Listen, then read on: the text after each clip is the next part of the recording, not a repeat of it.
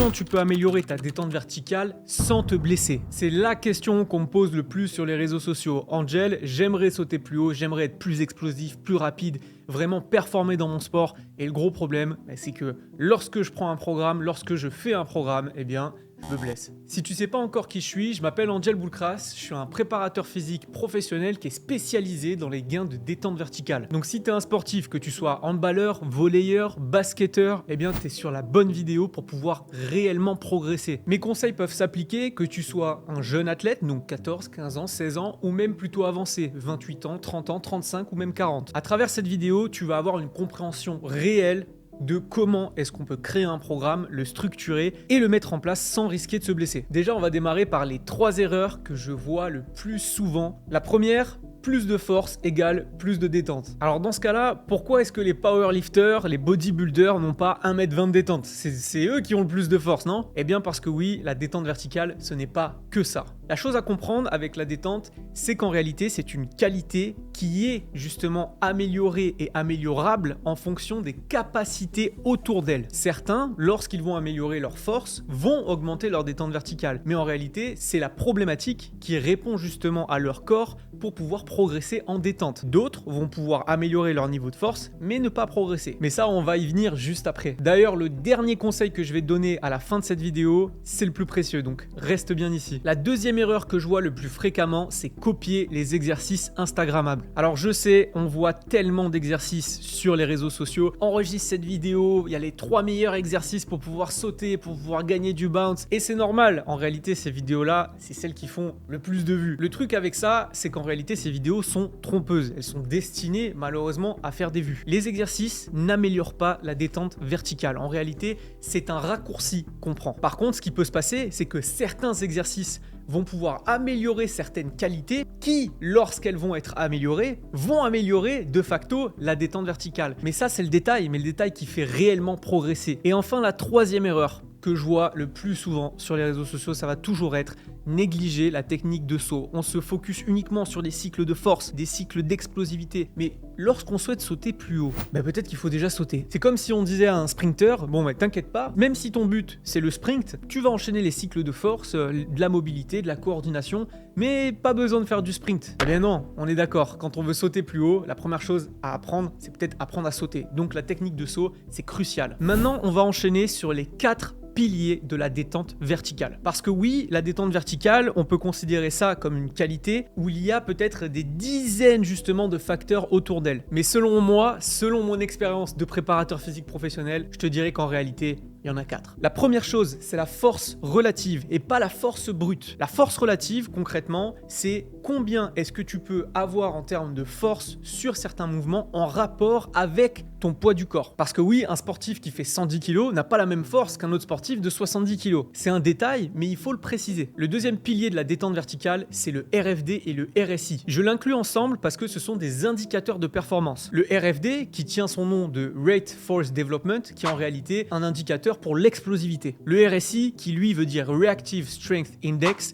qui en réalité mesure la raideur tendineuse. Et c'est très important d'avoir une idée justement de ces deux indicateurs parce que selon ta manière de sauter, que tu sois un sauteur à un pied ou alors à 2 pieds, en réalité, on va pas vouloir avoir les mêmes chiffres sur ces deux indicateurs. Le troisième pilier de la détente verticale, je viens de l'énumérer juste avant, c'est la technique de saut. Sans technique de saut, forcément, on peut avoir les meilleures capacités athlétiques du monde. Eh bien, on va réduire notre potentiel vertical. Et le quatrième pilier de la détente verticale, selon moi, c'est le body fat, c'est la masse corporelle. On dit souvent sur les réseaux sociaux qu'il faut être autour des 10% de body fat pour pouvoir réellement optimiser justement son taux de masse grasse. Donc le body fat, c'est le taux de masse graisseuse. Plus il est élevé, mais plus forcément il va nous limiter sur notre détente verticale. Ce qui est logique. C'est comme si tu sautais avec 5 kg en plus des haltères de 5 kg. Et maintenant, on va parler du vif du sujet. Comment structurer un entraînement qui nous permet de réellement gagner de la détente verticale. Quand on construit un programme, la première des choses, c'est qu'il faut l'individualiser. Même si on a acheté un programme général, c'est très important de pouvoir peut-être le modifier, l'adapter à soi-même. Et quand je veux vous dire l'adapter à soi-même, c'est déjà à ses capacités athlétiques, à notre propre développement. Est-ce que justement on tolère la charge? Est-ce qu'on tolère le volume, l'intensité? Est-ce que justement il y a trop de force? Dans ce cas-là, on va peut-être diminuer parce qu'on sait que notre problématique à nous, ça va plutôt être le RFD et c'est comme ça qu'on peut avoir avoir un programme de détente qui va être optimal. La chose aussi qu'il va falloir absolument se focaliser, ce sont les cycles. Un programme de détente, ça ne se suit pas sur 6 mois, encore moins sur 1 an. Il va falloir cycler le travail que l'on produit. Donc dans un premier temps, par exemple, 4 semaines de cycle de force, 3 semaines d'RFD, de RSI, peut-être une semaine de deload et derrière passer sur un travail de mobilité et de force encore une fois. Donc le plus important, c'est d'avoir une logique moyen-long terme pour pouvoir réellement mettre en place des charges, des objectifs pour pouvoir progresser sur du long terme. Mais du coup, on va me dire, Angel, moi je stagne. Ça fait 2 ans, 3 ans que je m'entraîne, je stagne. Pourquoi? Eh bien parce que la majorité d'entre vous, c'est exactement ce que vous faites. Vous téléchargez soit des programmes, soit vous regardez des programmes sur TikTok, sur Instagram, vous les enregistrez,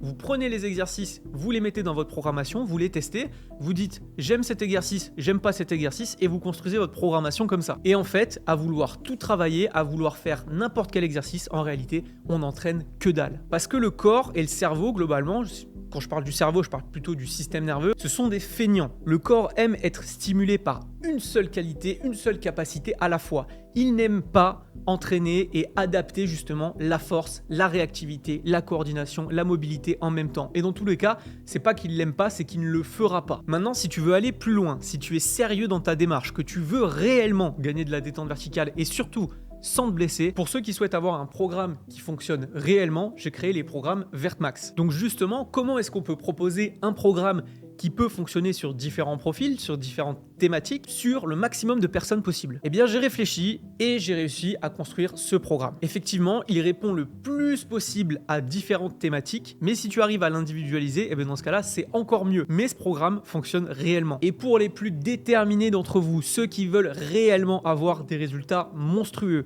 j'ai un service d'accompagnement personnalisé où je m'occupe de toutes les problématiques que tu possèdes. Il faut tout simplement avoir plus de 18 ans, remplir la candidature qui est dans la bio et ensuite on prend un rendez-vous ensemble pour pouvoir justement discuter de quelles sont tes propres problématiques. Que tu sois basketteur, volleyeur, handballeur, mais que tu aies le désir de vouloir augmenter ton explosivité, augmenter ta détente verticale, dans ce cas-là, tu as juste à me contacter.